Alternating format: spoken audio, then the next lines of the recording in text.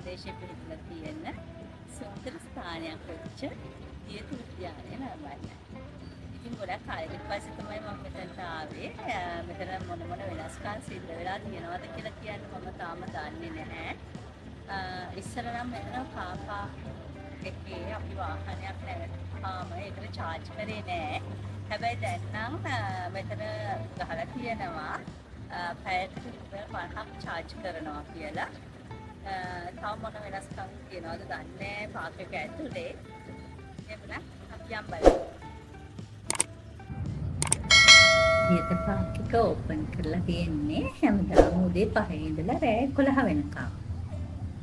හැබැයි මේකේ ඔක්කොම ස්ටෝල්ස් ෆන්ක්ෂන් වෙන්නේ සිකුරාදා සෙනසුරාදා ඉරිදා දවස්වලට විතරයි. පාක් එක ඇතුළට යනකොට සිකියුරිටි එකෙන් අපේ බෑග්ස් ඔක්කොම චෙක් කරනවා. මොකද කාටවත් පාක් එක ඇතුළට ෆුඩ් අයිටම්ස් අරගෙන යන්න දෙන්නේ නැහැ. පුංචි බබාලට හිතේ හැටියට සෙල්ලම් කරන්න මෙතන ලස්සන ප්ලේ ඒරියා එකකුත් තියෙනවා. හැබැයි වයස අවුරුදු 12න් පහළ බබාලට විතරයි මෙතන සෙල්ලම් කරන්න පුළුවන්. එහා පැත්තේ ඔයාලට පේන අර කෝච්චිය රෙස්ටොරන්ට් එකක්. ඒකට යන්න බෝට් සර්විස් එකකුත් තියෙනවා. අපි දැන් ඉන්නේ දීප පාර්ක් එකේ වෝටර්සෙජ් හොටෙල් එක තියෙන පැත්තට. මෙතනින් එහාට යන්න පුළුවන් ව්‍යායාම කරන අයට විතරයි.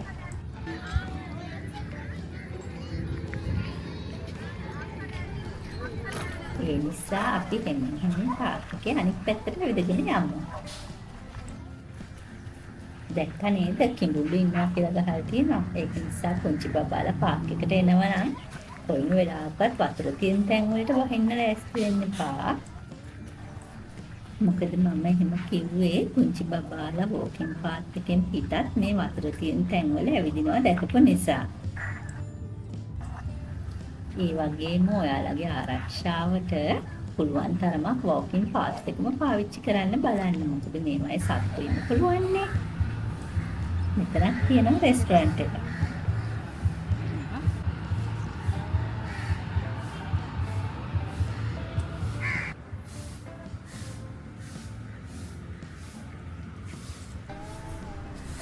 ඇවිදලා මහන්සිලන් ඉමරිච් අයිස්ක්‍රීම් එකක රස බලන්නත් ඔන්න පුළුවන්.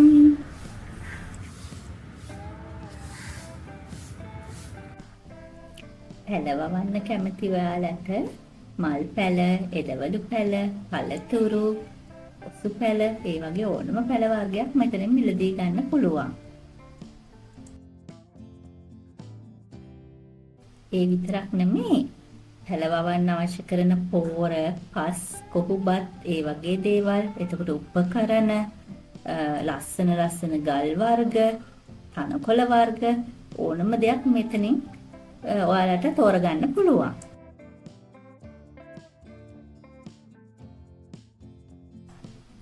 මේ වගේ කාලෙක විතරක එළවලු පැලයක්, පළතුරු පැලයක් වගා කරගන්න එක ගොඩක් වටිනවා.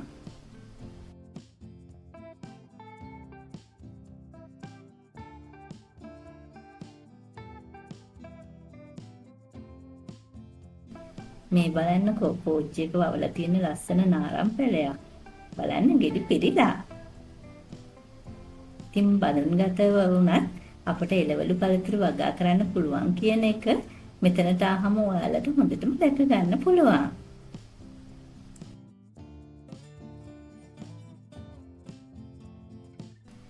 හංස බෝට්ටුවේ දවසක යන්න එන්න රවුමක්. මෙන්න මෙතන තමයි හංස බෝට්ටු පදින්න තියෙන තැන. අපි නම් ඉතින් බෝට්ටු පැද්දේ නැහැ. ඒ වුණාට කට්ටිය නම් හරිම විනෝදෙන් හංස බෝට්ටු පදිනවා අපි බලාගෙන හිටියා.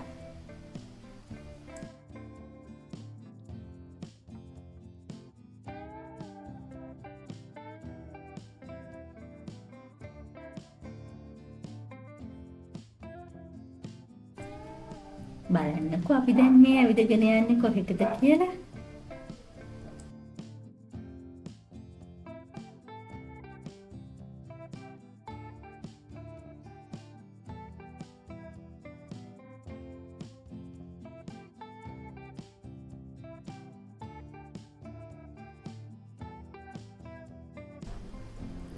මේ තියෙන්නේ දියත පාක් එකේ ෆුඩ් කෝට් එක.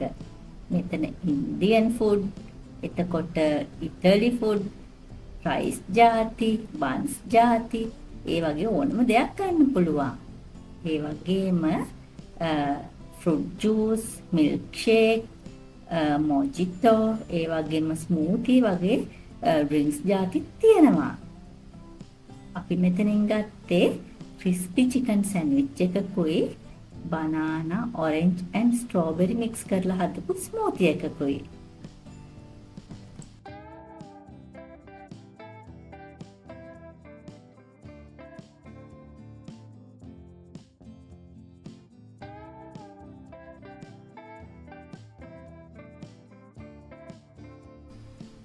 මේ හැදෙන්නේ අපි ඕඩර් කරපු ක්‍රිස්පි චිකන් සැන්ඩ්විච් එක.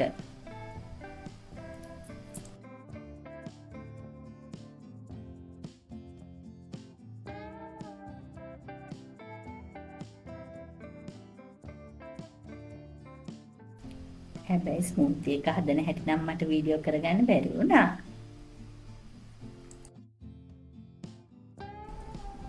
දැන් ඉතින් මේ ටිකත් අරගෙන හේවන තියෙන තැනකට යන්න ඕනේ රස බලන්න.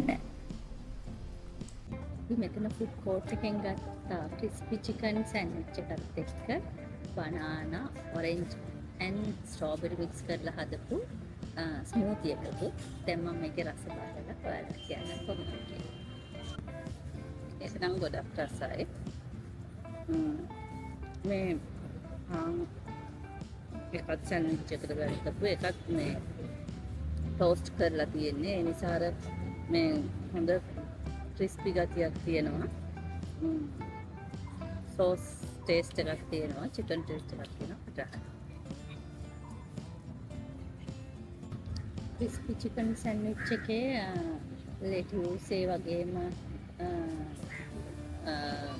සැලඩ්, ගර්කින් ඒ වගේ ජාති තිබුණා චිකන් වලට අමතරව. ඉතින් අපි ලන්ච් අරගෙන ආපු නිසා ඒ වගේ පොඩි සැන්ඩ්විච් එකක් ගත්තේ. දැන් තියෙන්නේ මට ස්මූති එකේ රස බලන්න. ගත්තේ banana, orange and strawberry smoothie එකේ ලාර්ජ් කප් එක. මේක රුපියල් 700ක් වුණා. ඉතින් ඇත්තටම මේ ගෙවපු මුදලට හරිම වටිනවා, හරිම රහයි. ඉතින් මම ගොඩක්ම රෙකමන්ඩ් කරනවා මේ ස්මූති එක කරන්න. එහෙමනම් ඉතින් දැන් අපි දියත පාක් එකේ ඉඳලා ආයෙත් ගෙදර යන්න ඕනේ. තවත් අර වීඩියෝ එකකින් ඉක්මනටම ආයෙත් මුණ ගැහෙමු. එතකල් ඔයාලා හැමෝටම සුබ දවසක්.